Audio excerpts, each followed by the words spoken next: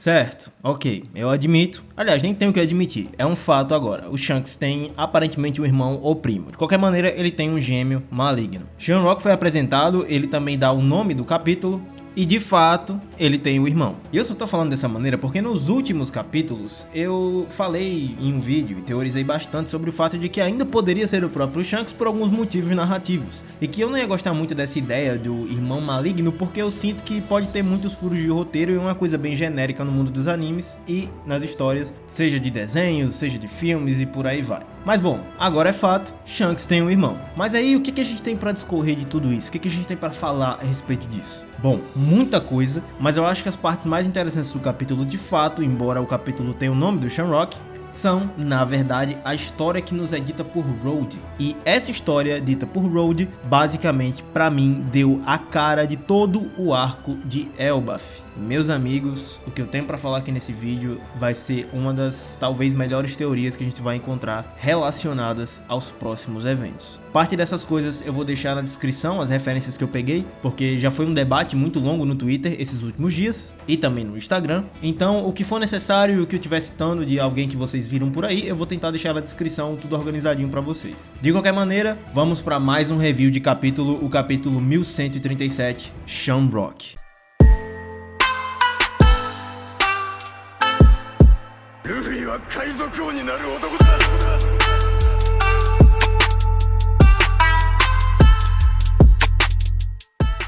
Começando do começo, Road já fala algo que pra mim ditou o resto de toda a conversa basicamente. Ele diz que há 14 anos atrás, Harold foi assassinado e a partir desse momento, ninguém nunca mais entrou naquele bendito castelo. A gente vê todos os escombros, todas as marcas que tem ao longo do castelo que destruíram ele por completo. Zoro até fala que Loki parece ser um cara muito violento e Road fala que além do Loki ser de fato um monstro, o Rei Harold também era conhecido como um grande guerreiro, um homem que lutava e que era muito poderoso. O que eu já trago de informação muito importante a respeito do assassinato do Rei Harold ter acontecido há 14 anos atrás? A fruta do nosso querido chapéu de palha, a fruta do Nika. Eu vou estar trazendo algo que muita gente já debateu, mas eu queria colocar algumas coisas a mais em relação a essa teoria que tá rolando por aí. Ok, vamos começar. Luffy, há 12 anos atrás, acidentalmente come a Gomu Gomu no Mi.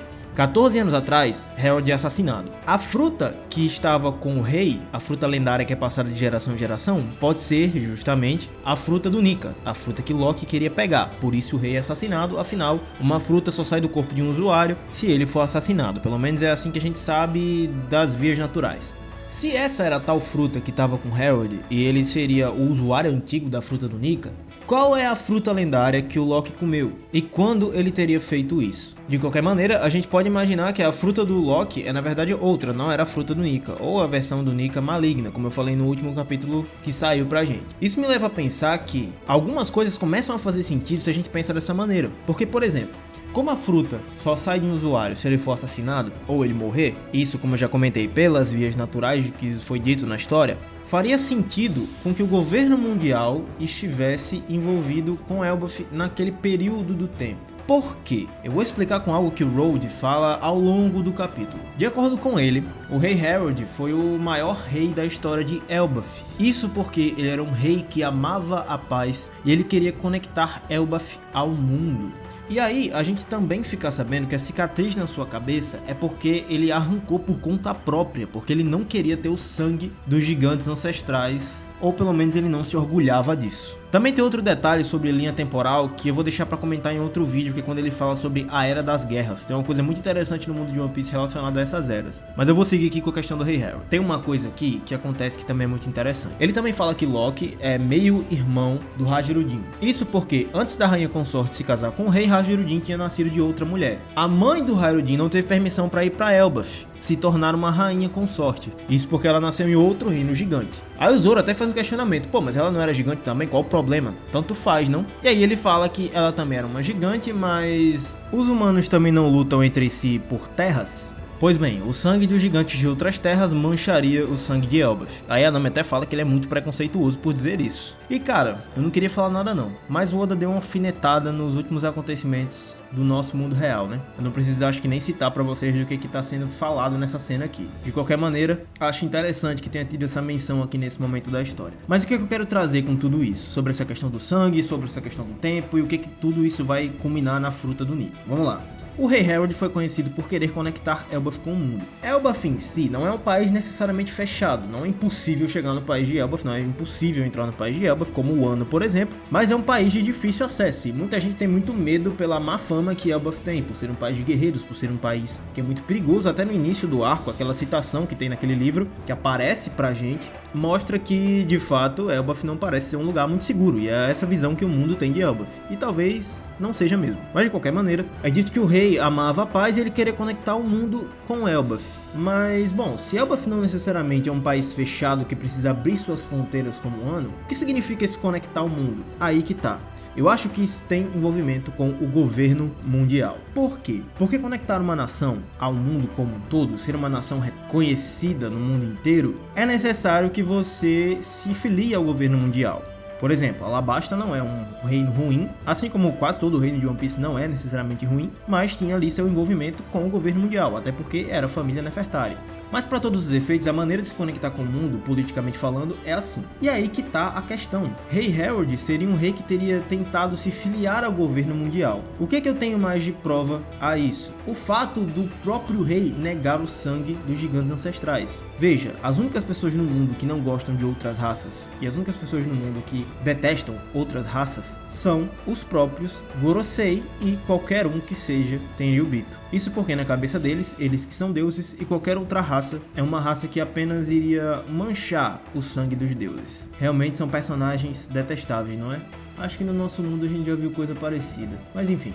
E aí, o próprio Rei Harold arranca os chifres da sua cabeça com as próprias mãos para negar o sangue do passado. Teria sido isso um pedido do próprio governo mundial? Eu não sei. Mas de qualquer maneira, ele se parece até muito com o Kaido, tá? A aparência que eles têm é muito parecida e isso também influencia no Loki. O Loki também se parece muito com o Kaido. Para todos os efeitos, o que me dá a entender é que o Rei Harold queria negar o seu sangue gigante ancestral devido à história dos gigantes ancestrais com o governo mundial, que foi uma raça também quase apagada da história, embora ainda tem alguns remanescentes com o seu sangue, e ele era um cara que queria se filiar ao governo mundial. Sendo assim, a gente pode acreditar que as visitas do governo mundial naquele reino eram bem frequentes. Isso quer dizer que a morte do Rei Harold ser tão próximo do momento que Rus-Ru consegue roubar a fruta pode dar a entender de que o governo mundial tinha certo fácil acesso a Elbaf. Então quando ele é morto, a fruta fica dentro do próprio país e é roubada pela CP9. Tá, então onde é que entra Loki nisso tudo? Pra mim, Loki vai ser um Itachi 2. É dito pelo Road,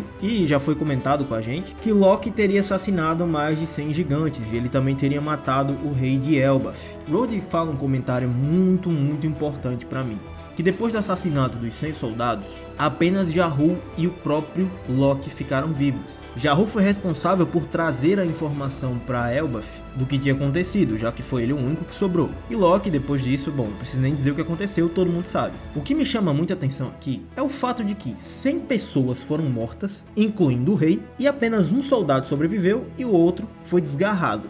Acontece que a personalidade do Loki faz parecer que ele é um gigante muito tradicional. O que eu quero dizer com isso? Ele parece ser um gigante que gosta do seu sangue de gigante ancestral. É um cara que quer a guerra e o caos, que é a forma como os gigantes ancestrais são conhecidos, não sabemos de fato, afinal o Wars e o Little Wars eram pessoas, até pelo que sabemos, não muito destrutivas, não eram caras que queriam a guerra, mas de qualquer maneira é como são conhecidos. E o Loki parece ser um cara bem tradicional sobre o próprio país de Elbaf. Ele disse que quer destruir o mundo, mas assim, não necessariamente ele quer que Elbaf se exploda. Talvez ele tenha ficado assim até por conta de ter sido afastado depois de tudo que aconteceu. Mas o que me chama a atenção é o seguinte, por que Loki teria feito isso? Teria sido só por maldade? A introdução dele no capítulo passado me faz parecer muito com a do Oden, por exemplo. O Oden, com 8 anos de idade, se eu não me engano, entrou num cabaré, pegou a mulher de um monte de gente, tacou fogo no cafetão e no próprio cabaré e saiu de lá. O cara tinha 8 anos. Fora o resto de coisa que o Oden fez, cara, pelo amor de Deus. Ele sequestrou mulher casada, ele quase matou os maridos quando não matava. Enfim, por aí vai. O Oden era uma desgraça, se você parar pra pensar. E também era um príncipe como Loki. E mesmo assim, o Oden não necessariamente era um cara ruim. Embora tudo isso que ele tenha feito, coloque ele numa pessoa ruim. Mas enfim, tanto faz. O Oden em si não era um cara ruim. O que eu quero dizer com isso tudo? O que pra mim parece é que o rei Harold queria abrir as portas de Elbaf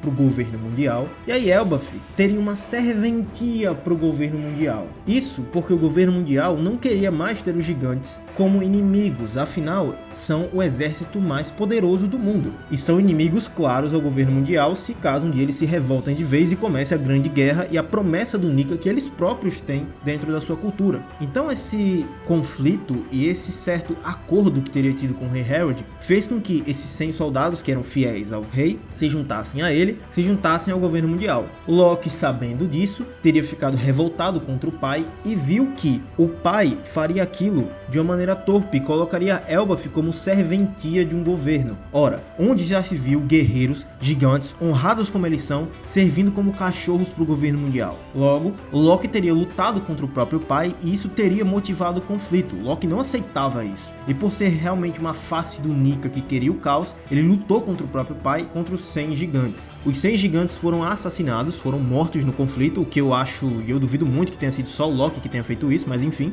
Harold foi assassinado e isso foi o melhor para Elbaf, e Elbaf ficou longe do governo mundial. Com a morte do rei, a fruta lendária voltou ao mar, coisa que já fugia há mais de centenas de anos do governo mundial. A CP9 pega a fruta, Shanks, sabendo disso por já ter envolvimento com Elbaf, intercepta o navio e rouba a fruta de volta, colocando ela num lugar que ela deveria estar, e isso acabou chegando no Luffy. Tá, e o Jarru? O Jarru seria mais ou menos um cara que guardou o segredo. Talvez ele lutou junto com o Loki, sabendo que Elbaf não poderia ser entregue ao governo mundial. Assim, o Loki virou meio que um mártir, ele se sacrificou para que Elbaf ficasse em paz. Hoje ele é visto como um vilão, e Jarru é o único cara que sabe disso, mas guarda o segredo porque é melhor que o segredo seja guardado. Isso já aconteceu em One Piece diversas vezes, eu não preciso nem citar exemplos de personagens que eram introduzidos como personagens ruins e depois se tornaram bons. O próprio Kuma foi assim. A gente tem até o cara com que o Frank lutou, que me fugiu o nome agora. Mas enfim, ele era um vilão, mas de qualquer maneira tinha uma história belíssima, ou muito triste como ele é dele. Para todos os efeitos, isso pra mim parece ser muito claro, até porque é meio óbvio que o Oda tenha colocado o Loki assim, olha, vilão, hein, oi, eu sou vilão, é meio óbvio pra mim. Então ter esse background seria muito interessante. Até o do Flamengo, que era um desgraçado, ainda assim teve um flashback bem sofrido. Bom, o do Flamengo não deixou de ser um desgraçado, mas pelo menos você tem um certo background pra entender o que aconteceu com ele. Isso seria muito interessante com o próprio Loki e toda essa história de Elbaf. Seria até interessante se no momento que o Luffy solta o Loki, ele soubesse o que tá acontecendo, soubesse o que aconteceu, soubesse até o envolvimento do Shanks nisso, e assim a gente tivesse o Luffy sendo tratado até como um vilão dentro do próprio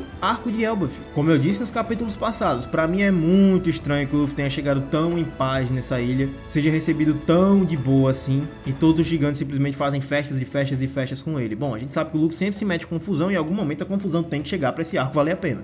Loki não deixaria de ser um vilão necessariamente, mas teria um background muito interessante. Talvez ele fosse um antagonista apenas, e não necessariamente o vilão de arco. E isso tornaria a história muito mais interessante. Então, com tudo isso, é o que faz eu acreditar que foi como a fruta saiu de Elbaf, foi acabar com a CP9, assim interceptada pelo Shanks, e foi parar justamente no Luffy, o Luffy que está agora no arco de Elbaf. E Loki teria essa história de, bom, não é uma redenção, mas seria uma história com um background a respeito de tudo que aconteceu. Eu achei tudo isso muito interessante. Tem muito mais coisas pra comentar, eu não vou comentar ainda, principalmente pelo fato do Harudin ser alguém que quer unir o reino de Elbaf, o que é o oposto do que o Loki aparentemente queria.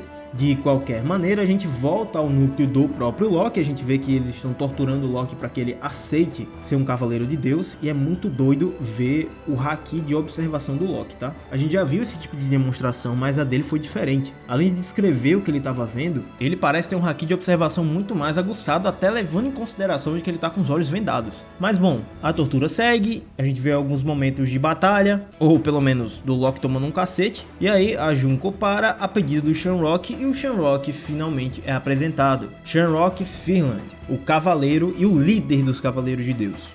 E bom, tá aí. É o irmão do Shanks. Ele de fato é igual ao Shanks e não é o Shanks. Como eu falei, eu não sei porque que o Oda fez tanto mistério esse tempo todo se, cara, dava meio na cara, entre milhares de aspas, que o Shanks de fato tinha um irmão maligno. E é estranho eu falar isso, tendo em vista os últimos vídeos em que eu falei que poderia ser o Shanks de fato, mas é pelo simples fato de que pra mim era óbvio demais pra ser um irmão maligno do Shanks. E embora eu não goste muito desse plot, eu quero ver o que o Oda vai fazer em relação a isso. De qualquer maneira, ele tem um design bem interessante, é digno de um Cavaleiro de Deus, parando pra pensar. Usa o mesmo tipo de arma do Shanks, e é aí que, bom, o Shamrock levanta um questionamento que eu achei muito interessante e reforça as coisas e as teorias que eu falei aqui nesse vídeo. Ele fala que é inútil continuar com aquela tortura, a Gunko até fala que, bom, eles acreditam em algo porque até mesmo na morte eles não desistem. E aí ele fala o seguinte: os ferozes guerreiros de Elbaf há muito tempo já dominaram o Novo Mundo. Eu, com certeza, os colocarei sob o comando do governo mundial. Essa chegada dos dois também dá um indício de que não é a primeira vez que eles tentam isso. Afinal, como ele próprio diz, os gigantes já dominaram o Novo Mundo em outro momento da história.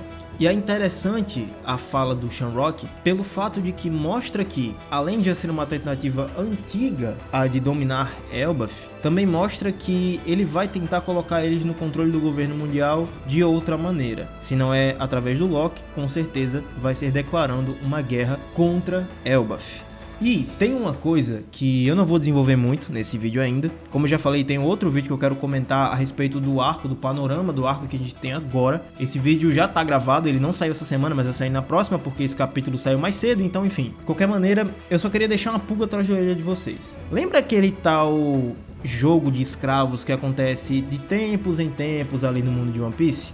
A jornada do Luffy teve mais ou menos um ano antes do time skip. Passam-se 2 anos e aí o Luffy volta ao mar. Esse tal jogo acontece de 3 em 3 anos. Levando em consideração todos os acontecimentos agora e o movimento dos Cavaleiros de Deus e também o possível movimento dos revolucionários devido ao movimento dos Cavaleiros de Deus e o contexto que o Shamrock precisa para dominar Elbaf, vocês já pensaram que talvez isso possa acontecer em Elbaf e a gente tenha um fim muito parecido com God Valley? Bom, é só um comentário que eu queria deixar para vocês. E bom, se faltou alguma coisa nas teorias desse capítulo que vocês acham relevante, ou se tem alguma coisa que eu esqueci de comentar aqui, comenta aí nos comentários, porque eu quero muito ter esse debate com vocês. Também não esquece de deixar o like no vídeo, se você gostou do review, e se inscrever aqui no canal para aumentar nossa recompensa no YouTube. Também confere nossa inscrição com o nosso Instagram, onde vocês podem mandar suas perguntas pra gente responder aqui em vídeo. E é isso, galera. Até o próximo vídeo e valeu!